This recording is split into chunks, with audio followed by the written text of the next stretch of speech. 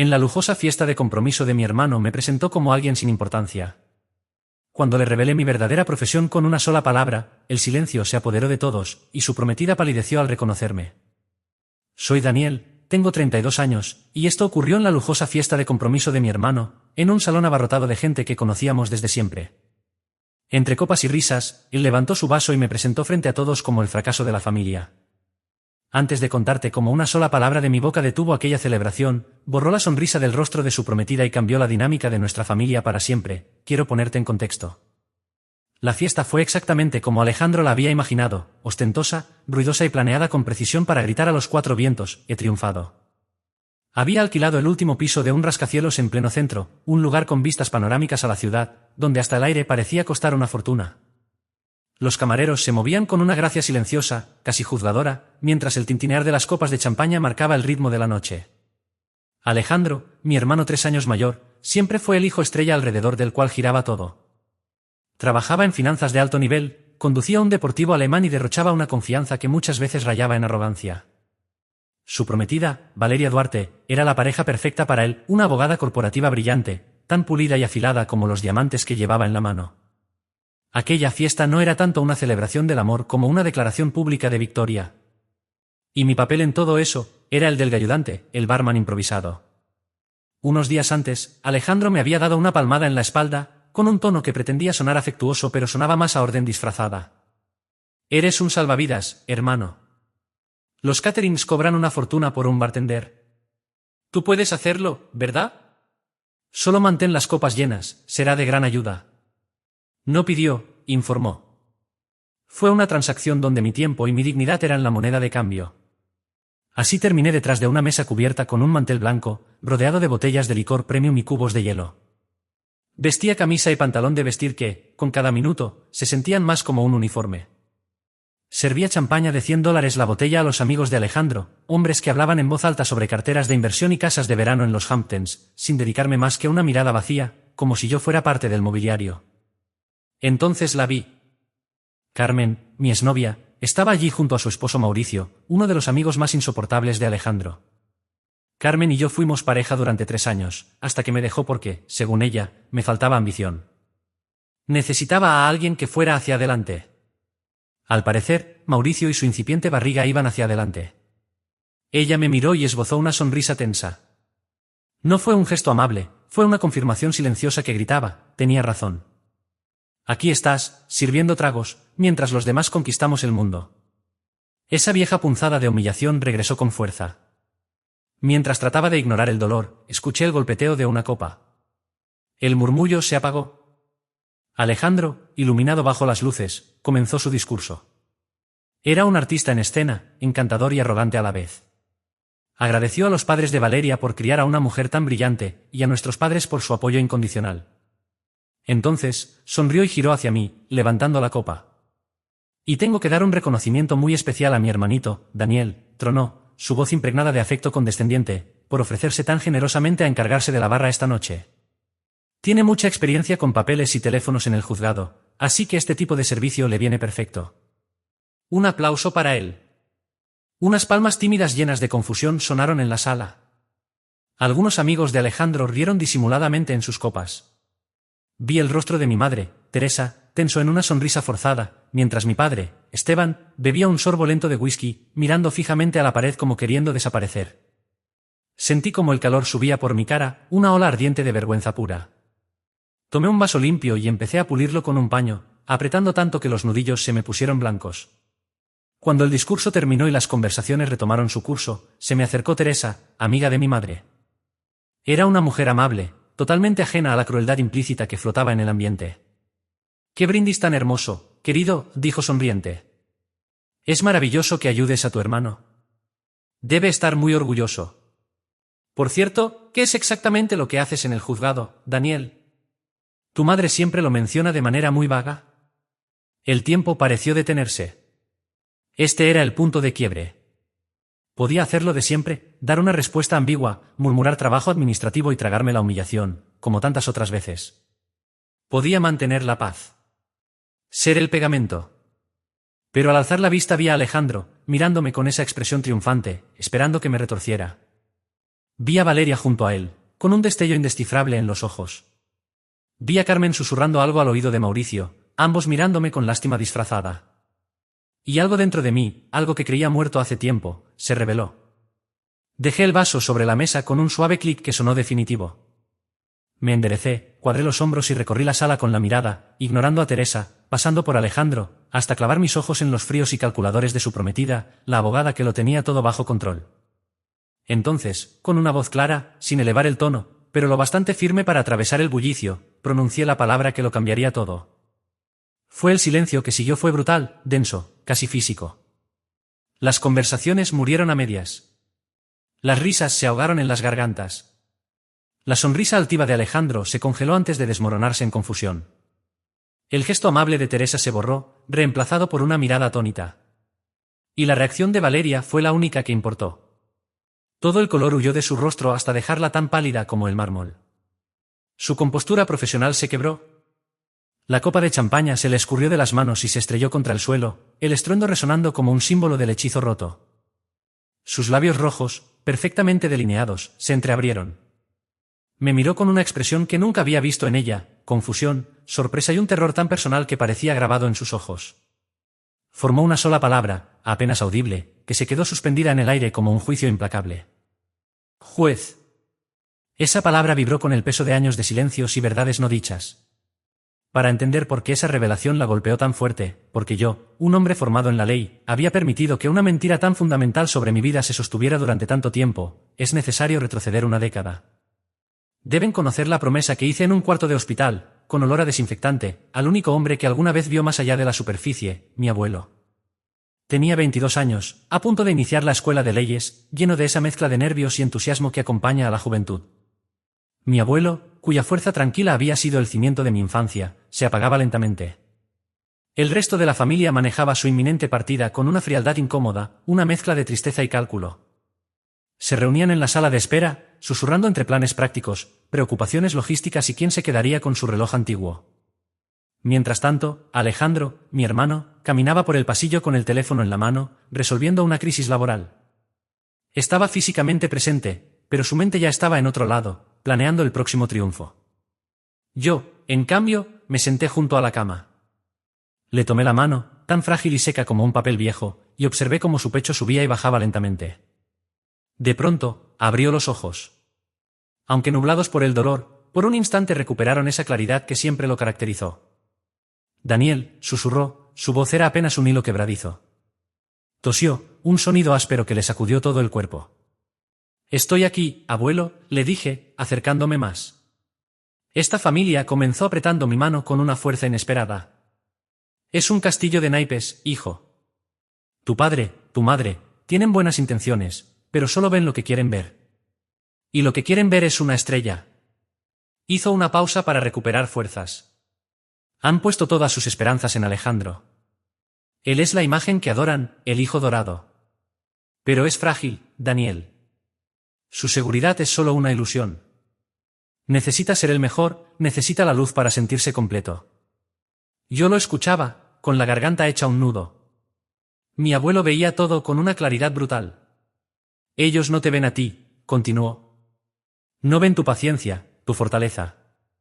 Tú eres el cimiento, Daniel. Mientras todos miran la estrella, tú sostienes todo desde abajo. Su voz se volvió urgente, casi suplicante. Prométeme algo. Prométeme que serás el pegamento. Que no serás tú quien rompa todo esto. Ellos no lo resistirían. Tenía 22 años, el corazón hecho pedazos, y solo quería honrar al hombre que más admiraba. En ese momento, sentí sus palabras como un mandato sagrado. Lo prometo, abuelo, murmuré, conteniendo el llanto. Seré el pegamento, te lo prometo. Una chispa de alivio cruzó su rostro. Me apretó la mano por última vez y volvió a un sueño agitado. Murió 2 días después, y sus palabras se convirtieron en mi constitución secreta. Una carga que llevé, voluntaria y neciamente, durante 10 años. La mentira sobre mi trabajo no fue una farsa premeditada. Fue algo que se fue gestando poco a poco, alimentado por su desinterés en escucharme. Todo empezó cuando me gradué de la Facultad de Derecho, casi en los primeros lugares. En una cena familiar, les conté emocionado que había aceptado un puesto como fiscal en la oficina del fiscal del distrito. ¡Qué maravilla, hijo!, respondió mi madre, Carmen, sonriendo, aunque con la mirada en otro lado. De inmediato se giró hacia mi hermano, Alejandro. Increíble lo de tu ascenso, vicepresidente a los 30. Tenemos que celebrar. Es un gran logro. Intenté intervenir, quería que entendieran lo que significaba. Llevaré casos criminales importantes, dije, buscando captar su atención. Eso suena bien, hijo, dijo mi padre, Esteban, dándome una palmada en el hombro. Trabajo seguro, buen salario, grandes beneficios. Acto seguido, se lanzó a hablar durante 20 minutos sobre el sueldo de Alejandro, el tamaño de su oficina y lo inteligente que había sido aumentar su plan de retiro. Intenté corregirlos, explicar que ser fiscal no es lo mismo que ser un asistente, pero mis palabras fueron como piedras en un río, se hundieron sin dejar huella ante la corriente imparable de su admiración por mi hermano. Ellos ya tenían su historia. Alejandro era el ambicioso y exitoso, la estrella brillante. Yo era el hermano menor, responsable y predecible, con un trabajo seguro y aburrido. Mi realidad no encajaba en el guión que habían escrito, así que simplemente la ignoraron. Y yo, recordando mi promesa de mantener unida a la familia, me callé. Era más fácil. Evitaba conflictos. Evitaba que el frágil castillo de naipes se derrumbara. Así que dejé de intentar explicar. Mi silencio se convirtió en aceptación. Ese patrón se volvió rutina. Alejandro recibía un bono millonario y mis padres brindaban con champán. Yo conseguía una condena de por vida para un asesino, y ellos me preguntaban si seguía contento con mi oficina. En las fiestas, la diferencia era casi cómica. En Navidad, él recibía un Rolex.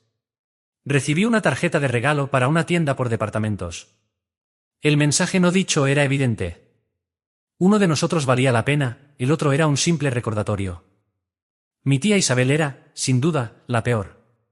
«Ay, Daniel», me decía en cada reunión familiar, con esa voz cargada de falsa compasión. «Es tan lindo que tengas un trabajo con horarios tan regulares.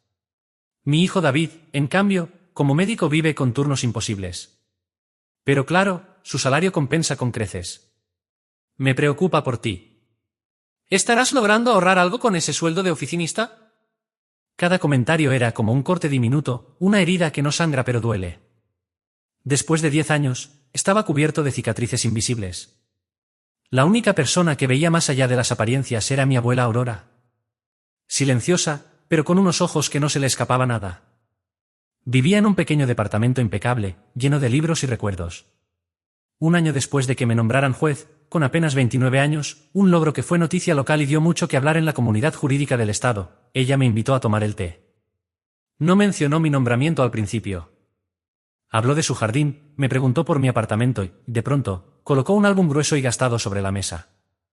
Lo abrió con cuidado. Sentí que el aire se me atoraba en el pecho. Estaba lleno de recortes sobre mí. Había una nota del periódico local, Ed Duarte, nombrado el juez más joven en 50 años.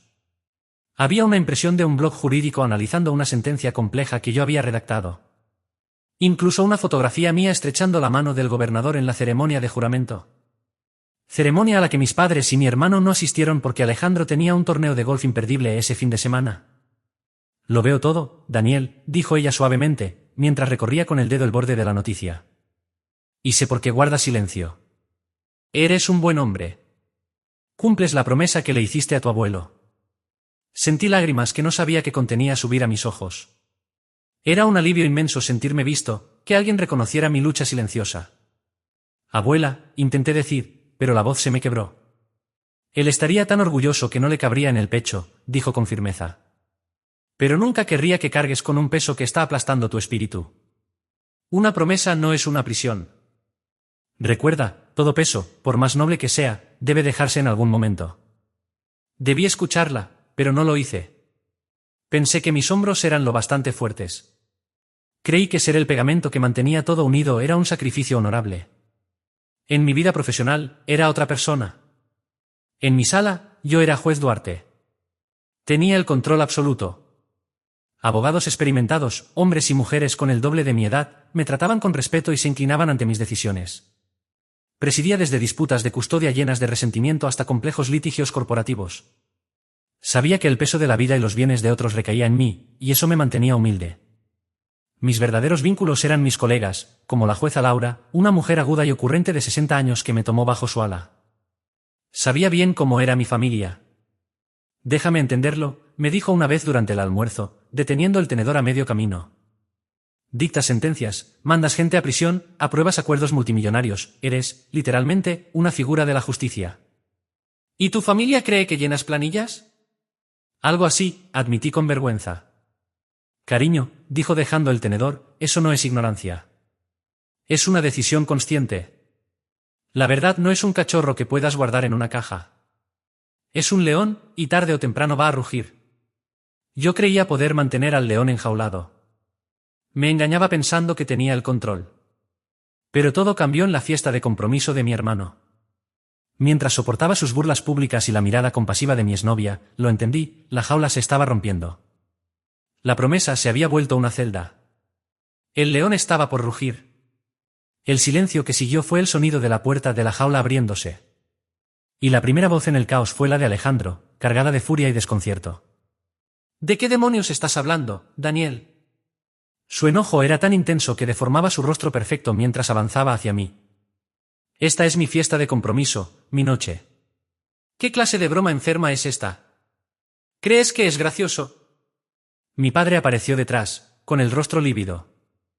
Daniel, basta, dijo con tono bajo, amenazante. Estás armando un escándalo. Sea lo que sea este juego, terminó. Pídele disculpas a tu hermano y cerremos esto. ¿Disculpas? La palabra sonaba absurda. ¿Por qué debía disculparme? ¿Por decir la verdad? ¿Por dejar de ser el blanco de sus burlas? Miré a mi padre, al hombre que jamás mostró interés por una parte entera de mi vida. Miré a mi madre, nerviosa, más preocupada por el que dirán que por la verdad. La costumbre de ceder, de apaciguar para evitar conflictos, había muerto en mí. En su lugar, había una determinación helada e inquebrantable. No estoy bromeando, Alejandro, dije con voz firme, tan serena como cuando presido un juicio. Y no tengo nada que lamentar. Tú no eres juez, escupió él, gritando casi fuera de sí. Atiendes teléfonos, apilas papeles. Yo sé lo que haces. ¿Vas a mentirle a mi prometida, a mis amigos, a toda la familia solo por llamar la atención? El salón entero estaba pendiente. Los invitados formaban un semicírculo con rostros que mezclaban curiosidad, incomodidad y un morbo imposible de disimular. Estaban presenciando la implosión en vivo de una familia. Valeria Duarte, su prometida, permanecía inmóvil, con los ojos abiertos de par en par, mirando entre él y yo. Carmen, mi exnovia, murmuraba algo frenéticamente al oído de su esposo, con la boca entreabierta y una expresión de asombro que ya no era de lástima, sino de temor reverencial. Podía ver el relato que intentaban construir, el hermano menor inestable, celoso del éxito del hijo dorado, derrumbándose en público. Las lágrimas de mi madre y el gesto severo de mi padre serían la prueba perfecta. Me pintarían como un delirante para no enfrentar su propia culpa. Entonces, otra voz interrumpió el ambiente cargado. Era baja, pero firme. Creo que no está mintiendo. Todas las miradas se volvieron hacia él. Era Adrián, uno de los amigos más cercanos de Alejandro, joven y ambicioso, asociado en un prestigioso bufete del centro. El rugido había comenzado. Él solía ser solo una figura más en el fondo, parte del séquito que siempre rodeaba a Alejandro, sonriendo y celebrando cada uno de sus movimientos. Pero esa noche estaba distinto, rígido, con la incomodidad marcada en cada gesto, como alguien atrapado entre la lealtad y la verdad. Alejandro lo miró con furia, sus ojos centellando. «Adrián, ¿qué acabas de decir?» «Aléjate de esto». «Alejandro, no puedo», respondió, con la voz temblorosa. Adrián tragó saliva, nervioso. Evitaba mirarme, sus ojos permanecían fijos en mi hermano, como rogándole que entendiera. La semana pasada estuve en el juzgado principal del condado, en la audiencia preliminar sobre el gran caso de la fusión, dijo, su voz rompiendo el silencio. Lo vi allí. Dio un paso adelante, señalándome con un movimiento apenas perceptible. Él estaba en el estrado, con la toga, presidiendo la sesión. Alejandro, él es el juez Duarte. Es una leyenda para la Asociación de Jóvenes Abogados. Obtuvo su nombramiento antes de los 30. Todos lo sabemos ahora. Si mi única palabra había sido una granada, la declaración de Adrián fue un ataque aéreo preciso. No venía de un extraño, era de uno de los suyos, un abogado, un profesional que entendía ese mundo que mi familia nunca se preocupó en conocer. Sus palabras eran imposibles de refutar. El color se desvaneció del rostro de Alejandro. Lo miraba con una mezcla de pánico y traición absoluta, como si su soldado más fiel acabara de apuntarle con el arma. El temor que antes era apenas un destello en sus ojos se convirtió en puro pánico. Toda su realidad, ese universo cuidadosamente diseñado donde él era el rey indiscutible, acababa de derrumbarse con unas cuantas frases. Mis padres estaban petrificados. Mi padre, Esteban, permanecía con la boca abierta, incapaz de articular palabra. Mi madre, Carmen, miraba de uno a otro, perdida, sin comprender cómo aquello podía ser real. Isabel y Esteban, mis tíos, que antes cuchicheaban con malicia, ahora parecían desear fundirse con la pared para desaparecer. En medio de todo, sentí una calma inesperada. La tormenta había estallado, pero yo era el ojo. Era el único en pie. Decidí que no bastaba con confirmar lo evidente, debía explicar la razón. No se trataba solo de mi trabajo, se trataba de la mentira que todos habíamos sostenido. Guardé silencio porque se lo prometí a alguien, dije, mi voz resonando en la sala. Se lo juré a abuelo en su lecho de muerte. Prometí ser el pegamento, mantener a esta familia unida, evitar que se destruyera por egos y ofensas. Hice una pausa, dejando que mis palabras calaran. Cargué con ese peso por él. Les permití creer lo que quisieron porque pensé que los protegía. Te dejé ser el hijo dorado, Alejandro, continué, fijando mi mirada en la suya, porque tu ego era más frágil que mi dignidad. Pero estaba equivocado. La paz a costa del respeto no es paz, es una jaula que asfixia. Avancé un paso, mi voz volviéndose más íntima, casi un susurro cargado de verdad. No querías la verdad, así que te di mi silencio. Durante 10 años lo guardé por amor y por respeto a la voluntad de un hombre moribundo. Pero no puedes odiarme ahora porque haya terminado. Tú lo rompiste, Alejandro, cuando me usaste como chiste para sentirte superior. Con una determinación que me liberaba, desaté el delantal del camarero que aún llevaba puesto y lo doblé con cuidado, dejándolo sobre la barra. Era un símbolo, me desprendía del papel que ellos mismos me habían impuesto. Le di a Adrián un leve asentimiento, un reconocimiento silencioso por su valentía. Sabía que le había costado caro. Luego, simplemente, me di la vuelta y caminé. Atravesé a los invitados que murmuraban incrédulos, pasé junto a mi familia enmudecida, dejé atrás los restos de la noche perfecta de mi hermano. Salí al aire frío de la ciudad sin mirar atrás. No sabía qué pasaría después, qué forma adoptaría nuestra familia rota.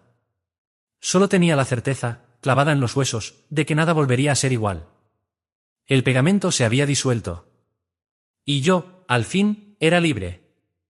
El camino hasta mi apartamento fue un borrón. Las sirenas y el tráfico eran apenas un murmullo lejano. Mi mente repetía la escena, sus rostros, la mezcla de culpa y satisfacción. ¿Hice lo correcto? ¿O detoné una bomba en el corazón de mi familia por orgullo? Mi teléfono vibraba sin cesar en el bolsillo. Alejandro, mi madre, mi padre, todos intentando arrastrarme de nuevo al caos. Los ignoré. Cuando crucé la puerta de mi apartamento, respiré la paz de ese espacio limpio y silencioso. Me serví un vaso de agua fría. Me temblaban ligeramente las manos. Me quedé frente a la ventana, observando la cuadrícula interminable de luces. Cada edificio, un universo de historias. Esta era mi vida, la que construía la sombra de su indiferencia.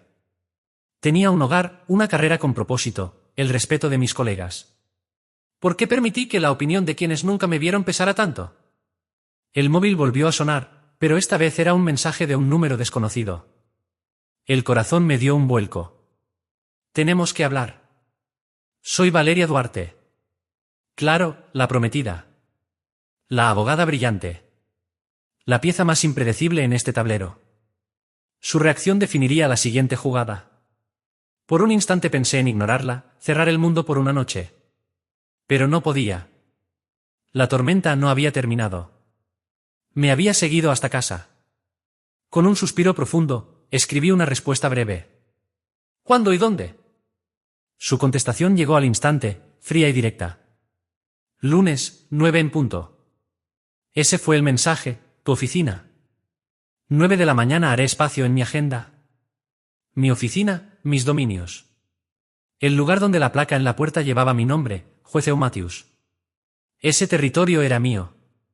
El único espacio donde el poder me pertenecía por completo.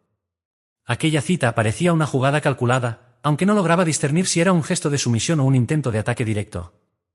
Justo cuando dejé el teléfono sobre el escritorio, apareció una última notificación. Era de la abuela Aurora. La verdad siempre es una carga difícil, Daniel, pero una mentira es mucho más pesada de llevar. Estoy tan orgullosa de ti esta noche. Leí esas palabras y algo cálido se abrió paso en mi pecho, disipando el frío que no era de culpa. Quizá no había destruido a mi familia. Tal vez les había dado, por primera vez, la oportunidad aterradora de ser sinceros. El fin de semana transcurrió en un exilio autoimpuesto.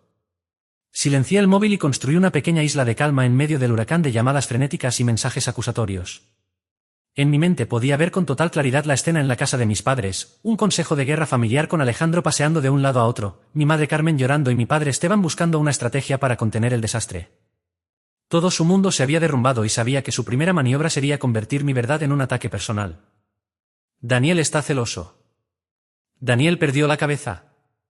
Daniel nos mintió durante años. Necesitaban que yo fuera el villano de la historia. Porque la alternativa, aceptar su propia negligencia durante décadas, era un golpe imposible de soportar. Intenté anclarme en lo cotidiano. Salí a correr junto al río, empujando mi cuerpo hasta que los pulmones ardieron, como si pudiera dejar atrás el caos. Fui al supermercado, compré comida que no tenía ganas de comer. Regresé a mi apartamento minimalista y traté de leer, pero las palabras se disolvían en la página. En medio de todo, una idea persistía, la reunión con Valeria Duarte. Ella era la única en este drama que se movía en el mismo plano que yo. Abogada, pragmática, habituada a lidiar con hechos, pruebas y consecuencias. Con ella no cabían sentimentalismos ni manipulaciones. Su veredicto sería lógico, frío y probablemente definitivo. El lunes, al caminar por los pasillos de mármol del tribunal, sentí la transformación habitual. El pesado manto del drama familiar comenzó a resbalar de mis hombros, reemplazado por las sólidas y conocidas vestiduras de mi profesión. Aquí no era Daniel, el hermano conflictivo. Aquí era el juez Matthews. Los alguaciles me saludaban con respeto, buenos días, su señoría. Los secretarios, con formalidad profesional. Este era mi mundo, un mundo edificado sobre el orden y la razón. Un mundo que yo había conquistado.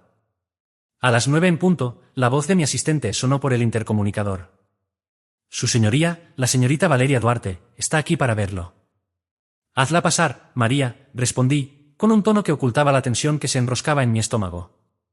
Cuando entró en mi despacho, era una figura completamente distinta a la mujer glamorosa de la fiesta. El brillo festivo había desaparecido, sustituido por una seriedad casi marcial. Llevaba un traje sastre gris oscuro, el cabello recogido en un moño impecable, y sostenía un maletín de cuero como si fuera un escudo. Avanzaba con la determinación de alguien que entra en una negociación hostil, no en una conversación personal.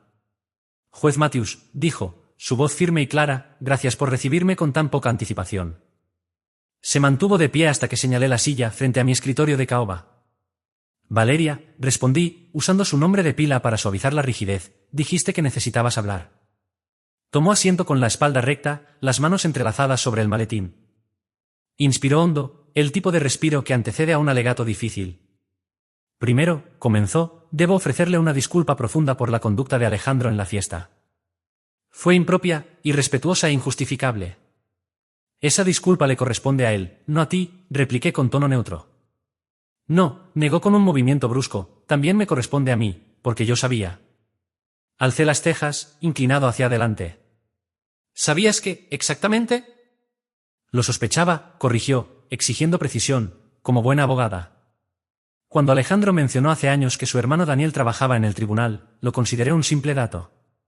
Pero al enviar las invitaciones de compromiso vi tu nombre completo, Daniel Matthews.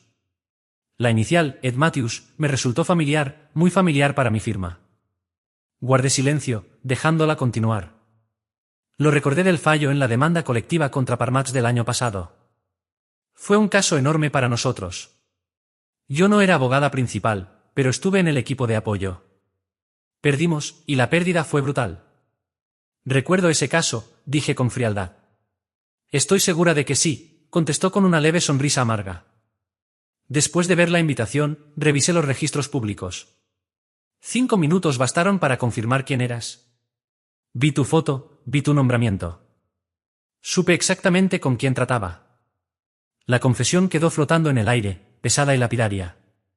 ¿Así que sabías quién era yo mucho antes de la fiesta? Sí, admitió, apenas susurrando, la máscara profesional hecha añicos, revelando la vergüenza.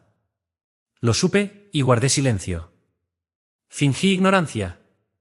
Entré a esa fiesta consciente de que mi prometido iba a ridiculizar públicamente a un hombre que yo sabía que era juez superior. Su voz temblaba, cargada de repulsión hacia sí misma. ¿Cómo inicias una conversación así, cariño? ¿Recuerdas a tu hermano, al que tratas como un inútil?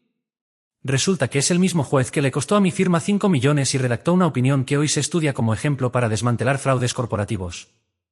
Bajó la mirada a sus manos, crispadas hasta volver los nudillos blancos. Así que hice lo fácil, lo cobarde. Me callé. Me convencí de que estaba equivocada. Preferí creer en la narrativa cómoda y ridícula de Alejandro, porque la verdad era demasiado complicada, demasiado incómoda. Finalmente, levantó la vista. Sus ojos brillaban con lágrimas contenidas. Por eso, lo siento. Lo siento de verdad. Había sido un fracaso de carácter, tanto personal como profesional. Su confesión superó todo lo que había anticipado. No se trataba únicamente de que quisiera distanciarse de Alejandro, estaba asumiendo su propia complicidad. Pero no podía dejar que quedara libre de toda responsabilidad. La parte de mí que actúa como juez, la que siempre busca la raíz del problema, no podía evitar preguntar. ¿Por qué, Valeria? Dije con voz serena, pero cargada de intención. Entiendo lo incómodo que resultaba todo esto. Pero, ¿por qué decidir guardar silencio cuando sabías que tu prometido estaba a punto de humillar públicamente a un juez en una sala llena de gente? La pregunta cayó sobre ella como un golpe. Su compostura profesional se hizo añicos. La abogada desapareció y solo quedó una mujer enfrentándose a una verdad que detestaba. Porque era ambiciosa, murmuró, con un nudo en la garganta, como si cada palabra le supiera veneno. Porque estaba tan enfocada en el premio. Estaba a punto de casarme con lo que consideraba una familia poderosa, exitosa. Alejandro era una estrella ascendente en el mundo financiero. Sus padres estaban bien conectados. Veía nuestro futuro como una alianza, una consolidación de poder. Generar conflicto con su familia antes de la boda me parecía una decisión estratégica desastrosa. Ahí estaba, la fría verdad, sin adornos ni máscaras, no se trataba de amor ni de familia, ni siquiera de sentimientos. Se trataba de estrategia. Era un análisis costo-beneficio, una evaluación de riesgos. En ese instante la entendí con una claridad escalofriante. Ya veo, respondí en voz baja. El aire en mi despacho se volvió espeso, cargado por el peso de su confesión. Había expuesto sus motivaciones de manera brutal y eran tan pragmáticas y despiadadas como cualquier alegato legal. No había sido una simple espectadora de mi humillación, había sido una cómplice silenciosa, su silencio comprado por su ambición. El ojo de la tormenta había pasado sobre mí y ahora se cernía sobre ella, obligándola a enfrentar las ruinas de sus propias decisiones. El sonido de la puerta principal cerrándose tras Valeria fue un clic suave, pero definitivo, que marcó el cierre de un capítulo para todos nosotros. Durante un largo instante nadie en la sala de estar de mis padres se movió ni habló.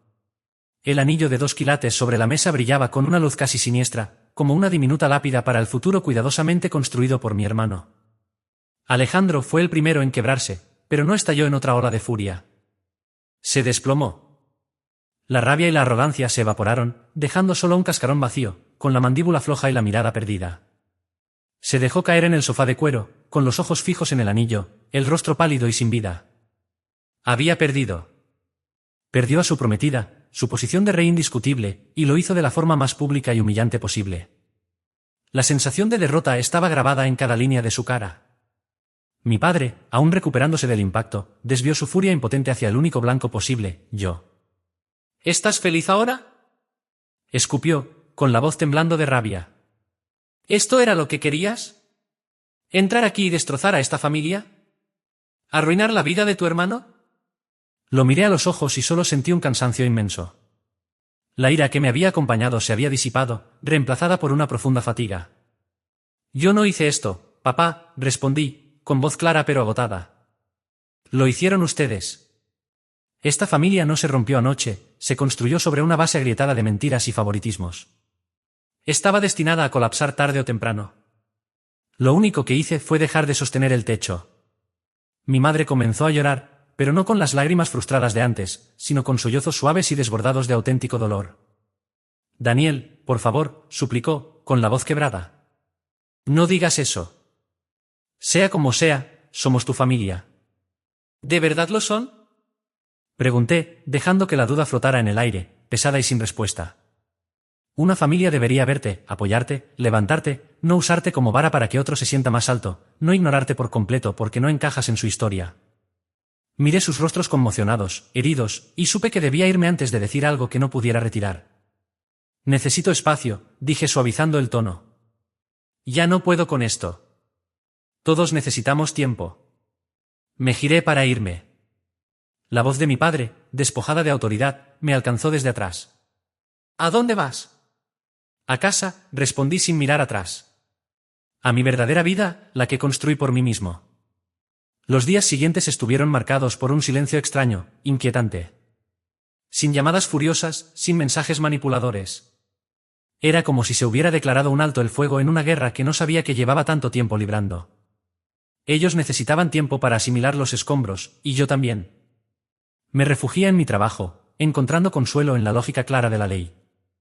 En mi tribunal todo tenía sentido, reglas, pruebas, precedentes y consecuencias.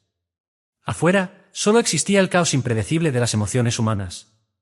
Una semana después, sonó el teléfono de mi despacho. Era Valeria. Su voz era irreconocible respecto a la mujer emocional y abatida que había estado en mi oficina.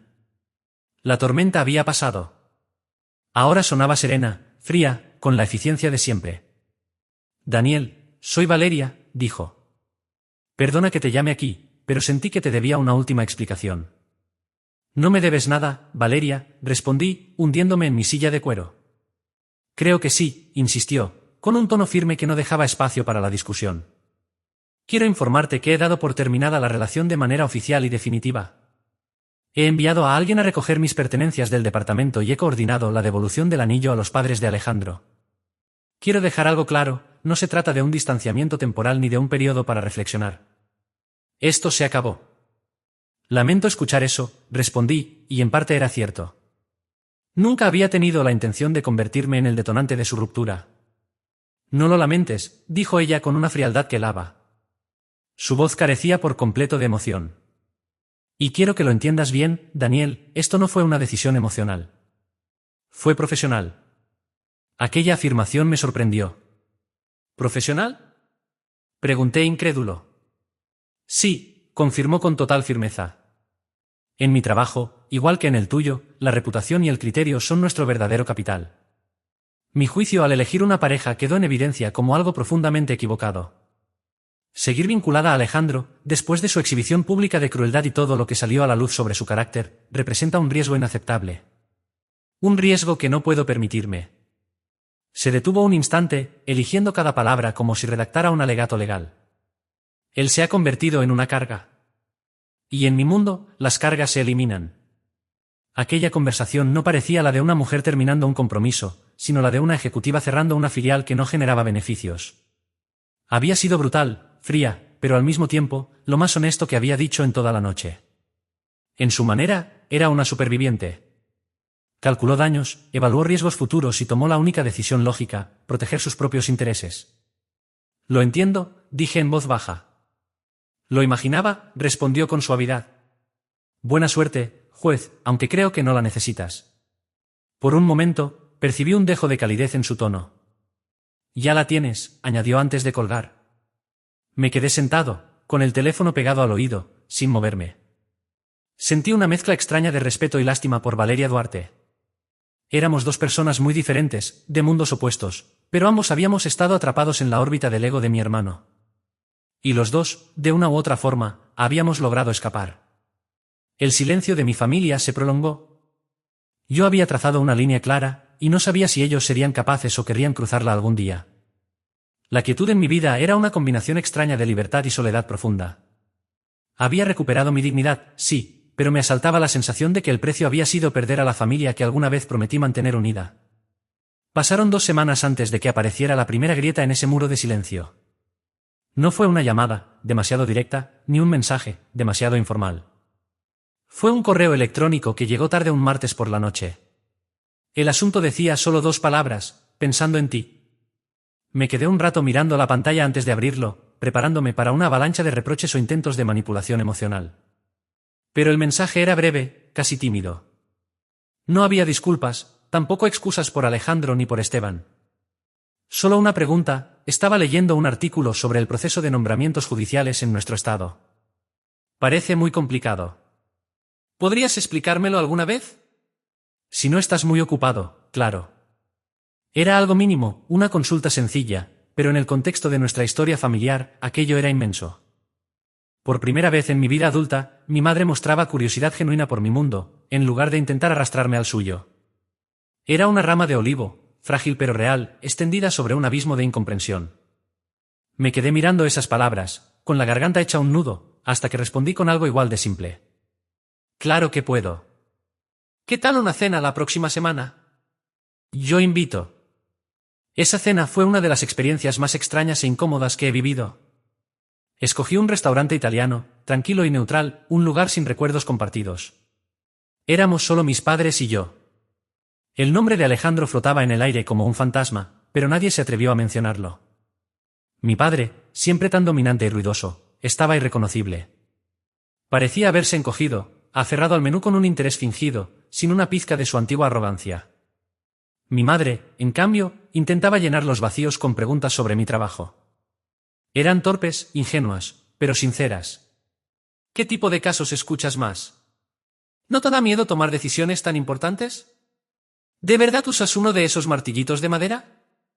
Se llama mazo, mamá. Contesté, sonriendo por primera vez en la noche. Respondí con paciencia. Les conté mi historia, una que escuchaban por primera vez. Les hablé de las interminables horas en la Facultad de Derecho, del ritmo asfixiante en la Fiscalía, del proceso riguroso para obtener el nombramiento como juez. Les describí el peso de la responsabilidad, la soledad de las decisiones, el fino equilibrio moral y ético que enfrento cada día. Mientras hablaba, observé sus rostros. Vi cómo la confusión se transformaba en comprensión, luego en algo parecido al asombro y, finalmente, en una vergüenza silenciosa. No estaban solo descubriendo mi carrera, estaban conociendo a su hijo por primera vez. Y, al hacerlo, se enfrentaban al desconocido con el que habían convivido durante 32 años. Mi padre habló poco, pero no dejó de mirarme. Cuando llegó la cuenta, intentó tomarla, pero puse mi mano sobre la suya. «Invito yo, papá», dije. Él la sintió en silencio, con la vista clavada en la mesa. Poco a poco, con cautela, como los primeros brotes que asoman tras un largo invierno, las cosas comenzaron a cambiar. Una semana después de aquella cena, recibí un correo de mi padre. Me había enviado el enlace a un análisis complejo sobre una reciente decisión de la Corte Suprema, publicado en una revista jurídica. El asunto del correo era simple: di esto y pensé en ti. Era su manera de decir: estoy intentando entender tu mundo. Tiempo después, mi tía Isabel y mi tío Esteban me llamaron un domingo por la tarde. Su disculpa fue un conjunto desordenado de excusas y remordimiento. Lo sentimos tanto, Daniel, dijo mi tía, con la voz cargada de emoción.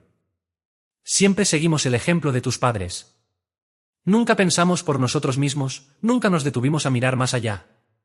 No hay excusa para eso. No fue una disculpa elegante, pero sí honesta.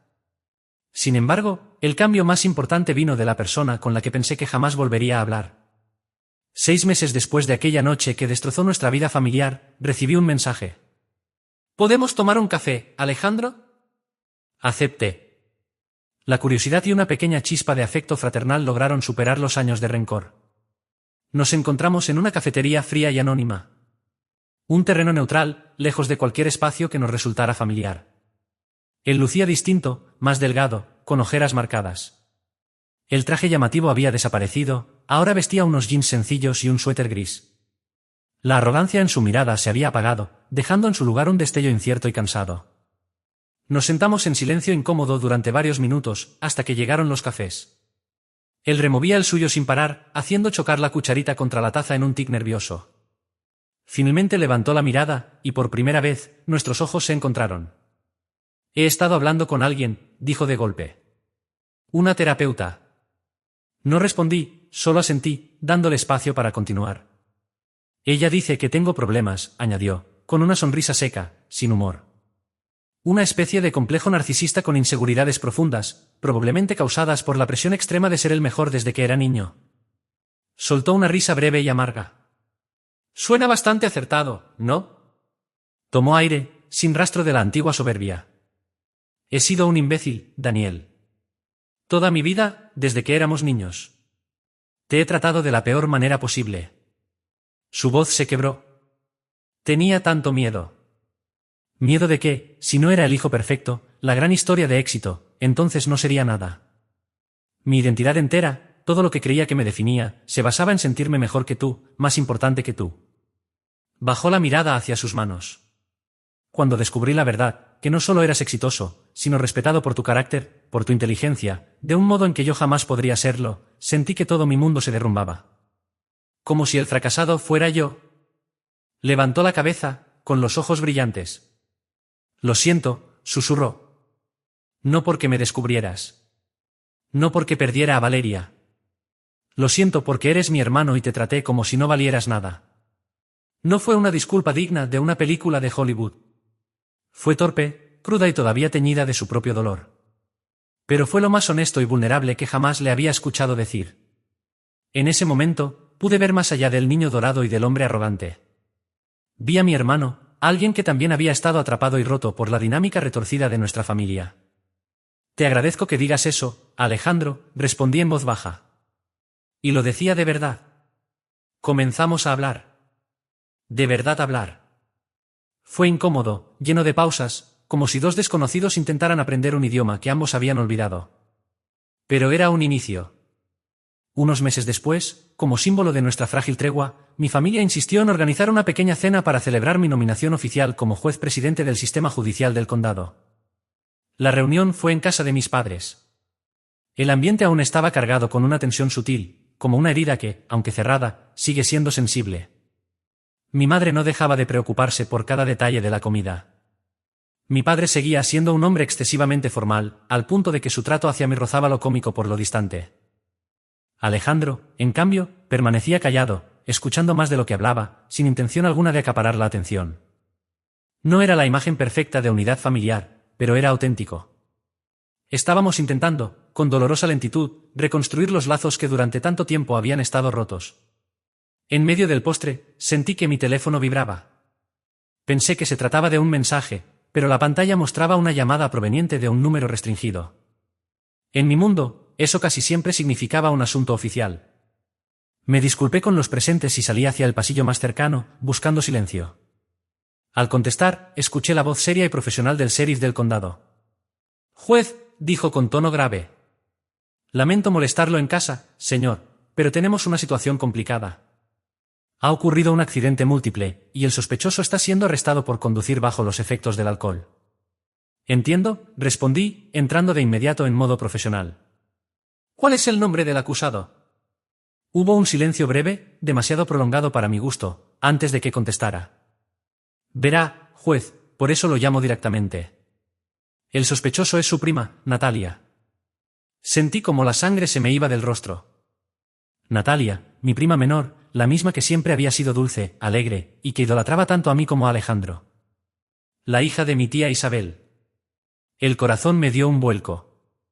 Regresé al comedor con el rostro convertido en una máscara pálida. El murmullo que llenaba la mesa se detuvo de golpe. Las sonrisas tímidas desaparecieron al ver mi expresión. «Daniel, ¿qué ocurre?», preguntó mi madre, Carmen, con una ansiedad que nunca le había escuchado antes. «¿Qué pasa?», añadió mi padre, Esteban, notoriamente inquieto. Miré a mi familia. A esa unidad que con tanto esfuerzo estábamos intentando reconstruir. Y supe, con una certeza aplastante, que estaba a punto de enfrentar su primera y quizá más dura prueba. La noticia cayó como una bomba sobre la atmósfera cuidadosamente reparada del comedor. Natalia había sido arrestada por conducir ebria y provocar un accidente grave. Las consecuencias eran inmediatas y devastadoras. Mi tía Isabel quedaría destrozada. El apellido familiar aparecería en los periódicos. Mi padre reaccionó como lo había hecho toda su vida, entrando en modo control de daños. «Mañana mismo le conseguimos al mejor abogado del estado», dijo con un tono autoritario que no le escuchaba hacía meses. «Tenemos que manejar esto con discreción. Nada de prensa». Mi madre, por su parte, ya estaba anticipando el impacto social. «Dios mío, ¿qué va a decir la gente? Isabel se morirá de vergüenza».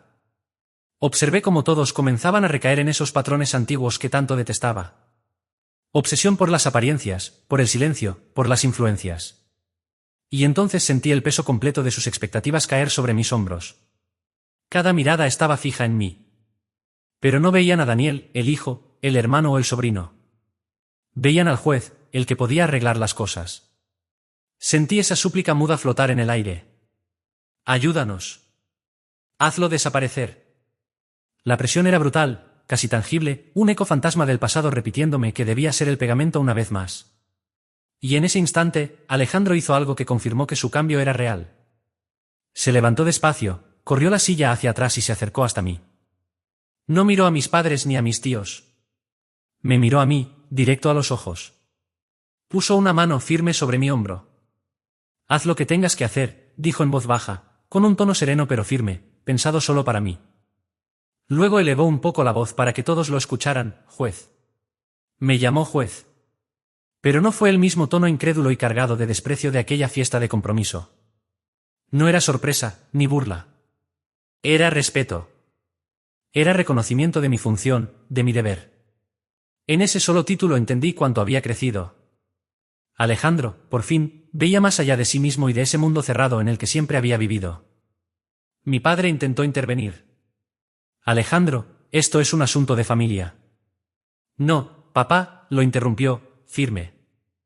Esto es su mundo. Sus reglas. Tenemos que respetarlas. Recorrí con la mirada la mesa. Rostros plagados de miedo, esperanza y confusión. Y fue entonces cuando me invadió una revelación profunda. Durante 10 largos años había buscado su aprobación. Creí que el reconocimiento de mi éxito era el premio que debía conquistar. Pero no lo era. La verdadera victoria no fue el día que supieron que yo era juez. La verdadera victoria estaba ocurriendo en ese momento, cuando entendí que su aprobación, aunque bienvenida, ya no era esencial para mi valía. Mi valor no dependía de ellos. Lo había forjado yo, en el silencio de mi oficina, en la soledad que acompaña las decisiones difíciles, en la integridad que defendí cada día.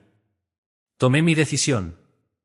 Atendería el caso de Natalia como dictaba la ley, presentaría una recusación inmediata para apartarme, alegando conflicto de intereses. Aseguraría que el caso se asignara a otro juez de manera aleatoria y transparente. Ofrecería a mi familia apoyo emocional, pero jamás intervendría para torcer el curso de la justicia. Quizá no lo entenderían. Tal vez mi tía se sintiera traicionada. Quizá mis padres decepcionados. Pero, por primera vez en mi vida, estaba bien con eso. Ellos tendrían que aprender a vivir con la realidad, porque yo al fin había aprendido a vivir conmigo mismo. El pegamento que ahora sostenía a nuestra familia no era una promesa nacida de la obligación infantil. Era algo nuevo, frágil, al mismo tiempo, infinitamente más fuerte. Respeto. Un respeto construido sobre el terreno duro e inquebrantable de la verdad. Y tendría que serlo bastante firme para soportar el peso implacable de la justicia. Gracias por escuchar mi historia.